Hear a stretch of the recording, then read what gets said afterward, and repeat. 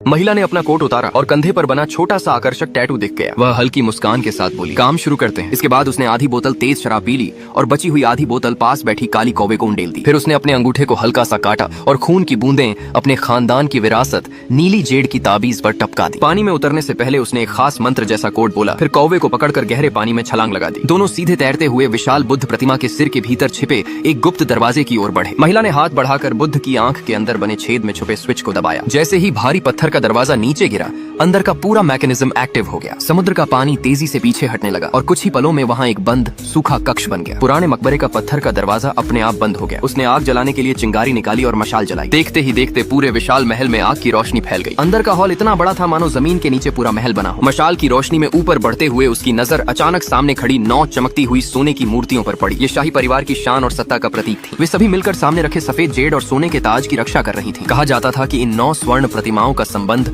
शाही वैभव और अपार दौलत से, लेकिन असली खजाना उस सुनहरे ताबूत के अंदर छिपा था। उसे खोलने का एक ही तरीका था, महिला के पास मौजूद नीली जेड की ताबीज को ताले में लगाना। जैसे ही उसने ताबीज ताले में डाली, अचानक उसके आसपास की जमीन तेजी से जमने लगी। बर्फ की परत चारों तरफ फैलने लगी। सौभाग्य से उसने फुर्ती दिखाते हुए तुरंत एक बैक फ्लिप लगाई और खतरे से दूर जा गिरी, वरना पल भर में वह भी बर्फ में जकड़ जाती। ध्यान से देखने पर उसे पता चला कि जहाँ वह कुछ सेकंड पहले खड़ी थी, वहाँ जमीन से दर्जनों तेज तलवारें निकल चुकी थी। वह राहत की सांस ही ले रही थी कि अचानक ताबूत का ढक्कन धीरे धीरे अलग होने लगा। ढक्कन खुला तो अंदर 1000 साल पुरानी महिला का शरीर सुरक्षित पड़ा था। उसने सावधानी से ताबूत में पड़ी महिला के नीचे हाथ फेरा। अचानक उसकी उंगलियां किसी अजीब सी धातु की पट्टी से टकराईं। ध्यान से देखने पर पता चला कि वह एक रहस्यमयी प्राचीन ग्रंथ था। 3 नदियों के जल साधकों की सदियों से खोई हुई गुप्त विद्या। कहा जाता था कि यह ग्रंथ 3 प्राचीन वंशों की जड़ और 3 महान नदियों के रहस्य से जुड़ा है। लेकिन इसके साथ एक डरावनी चेतावनी भी थी। उस जगह में कदम रखते ही इंसान मौत के बेहद करीब पहुंच जाता है।